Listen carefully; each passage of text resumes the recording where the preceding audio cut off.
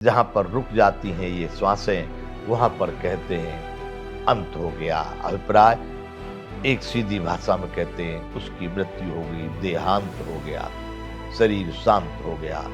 फिर वो कहीं वहां से चलता है, दूसरा जन्म होता है, वो आदि आया जन्म हो गया भाई। कोई संतान की उत्पत्ति हो गई, वह आदि हो गया।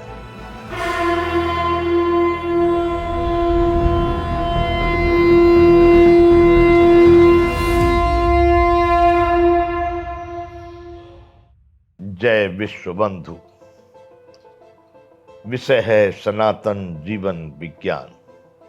बंधुओं, हम इसमें चर्चा कर रहे हैं सनातन शब्द के विषय में। सनातन ब्रह्म स्वरूप है, सनातन शाश्वत है, सनातन सार्वभौमिक है, और हम कह रहे हैं कि सनातन ही एकमात्र धर्म है।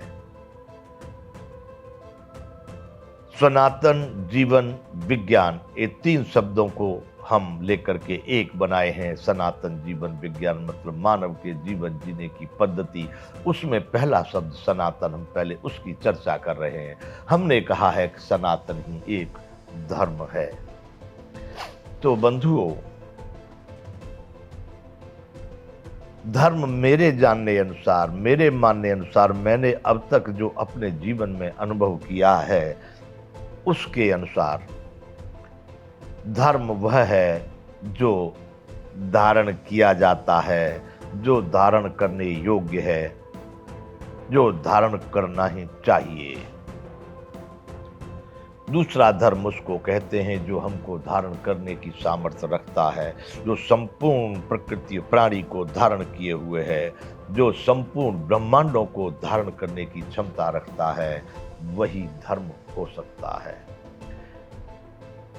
वर्तमान में जो शब्द दिए गए हैं, इस्लाम, यहूदी, पारसी, ईसाई, हिंदू, जैन, बौद्ध आदि आदि बहुत और भी बहुत कुछ होंगे, इनको लोग अंग्रेजी में रिलीजन और हिंदी में धर्म या उर्दू में मजहब कहते हैं, दीन या पंथ भी कहते हैं।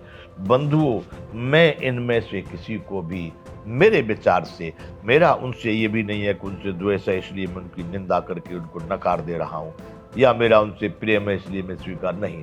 मेरी समझ से ये धर्म नहीं हो सकते।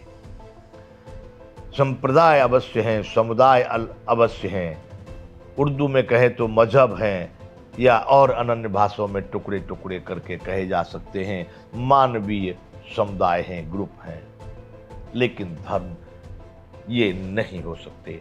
धर्म संपूर्ण मानवों का, संपूर्ण प्राणियों का एक ही है, अलग अलग नहीं हो सकता, वो है सनातन। जैसे हमने कहा कि धारण करने योग्य या धारण करने वाला ही धर्म है, इस पर हम थोड़ा प्रकाश डालें तो देखिए, सनातन जो कभी नष्ट न हो, क्या है? आकाश, वायु, अग्नि, ये पांचों तत्व, जल, पृथ्वी, इनके रूप इधर से उधर हो सकते हैं लेकिन ये कभी नष्ट नहीं होते।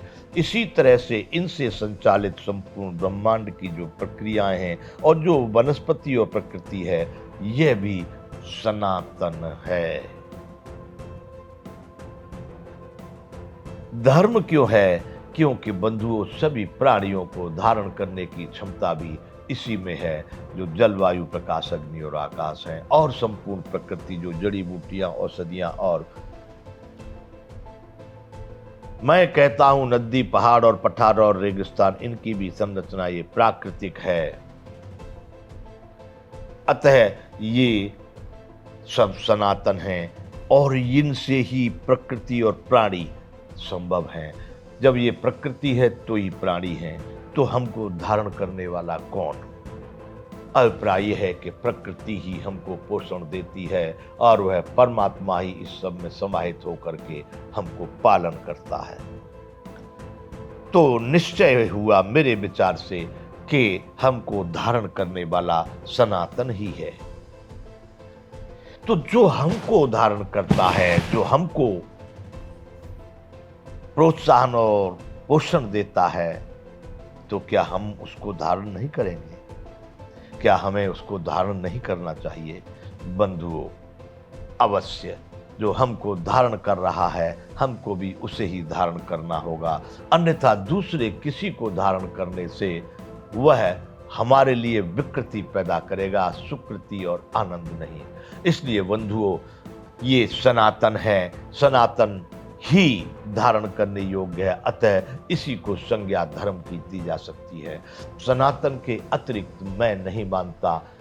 नाम इसके अलग अलग हो सकते हैं, अंग्रेजी में यूनिवर्सल कह देंगे, दूसरी भाषा में कुछ कह देंगे, लेकिन धर्म है तो एकमात्र जो हमको धारण किए हुए है या हमको धारण करने की योग्य है, तो वो सनातन है। बंधुओं, यहाँ एक बात, एक प्रश्न और आता है। भारतीय ग्रंथों में अलग अलग जगहों पर अलग अलग प्रकार का धर्म कह दिया गया है। भाई, जिस तरह से कि कोई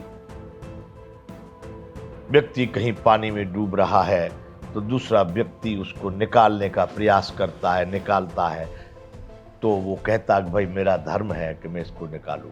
बंधुओं, जहां भी धर्म शब्द आएगा, मेरा धर्म था जो मैंने ये काम किया, धर्म उसी धारणा का एक अंग है जो शाश्वत है, सनातन है, अवश्य ही वह करने योग्य है। करने योग्य क्या है? यह प्रकृति और परमात्मा के संबंध में आप देखिए, जो प्रकृति और प्राणियों के उत्थान, उनके समुचित विकास, उनके लिए यही करने योग्य कर्तव्य है। तो जहां भी ऐसा आ जाता, भाई कभी लोग बोल देते हैं भाई ये मेरा धर्म है, लेकिन उस धर्म को जब आप देखेंगे तो वह सनातन से ही जाकर के वह बात जुड़ जाएगी। धर्म शब्द, योग शब्द, ध्यान देना बंधुओं, या ज्ञान, ध्यान, ये कहीं भी आप इनको आप जहां चाहे वहां उपयोग कर सकते हैं। इनके लिए कोई सीमा नहीं है कोई, लेकिन इनका सही अर्थ जब आप देखेंगे तो स्रोत होगा इनका सनातन, या इनका विलय होगा तो जाकर के होगा सनातन में। इसलिए बंधुओं, जहां तहां भी ये सब धार्मिक रूप से आते हैं, धर्म की बातें आती है विश्व में, वह धर्म शाश्वत है, सनातन है।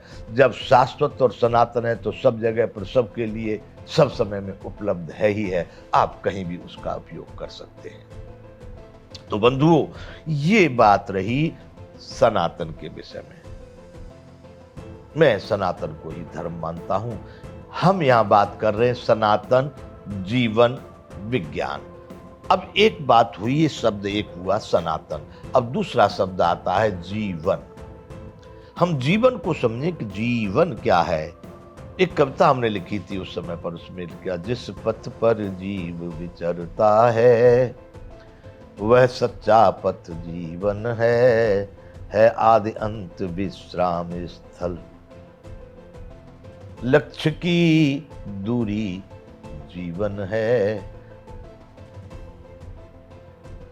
जिस पथ पर जीव विचरता है, अभिप्राय जीने वाला, जिसको आत्मा कहते हैं, वही शाश्वत है, वही सनातन है और वही जीने वाला है। शरीर उसका माध्यम है, साथी है, सहायक है। ये शाश्वत नहीं है, सनातन नहीं है, ये नाशवान है। परंतु उतनी दूर तक, जब तक शरीर है तब तक जीवन, इसलिए यह उसका, जब तक जीवन है तब तक ये अभिन्न है। इसलिए बंधु, जीवन कहते हैं उस आत्मा के, उस जीव के जीने का जो समय है, उस काल को, उस काल की सीमा को जीवन कहते हैं। दूसरे ढंग से कहें, जीवन, वन का मतलब है स्वच्छंद वन, जंगल, विचरण करने की जगह, जिस पर जीव, जिस स्थल पर विचर रहा है, जहां पर विचर रहा है, जिस वन में विचर रहा है, वह है जीवन।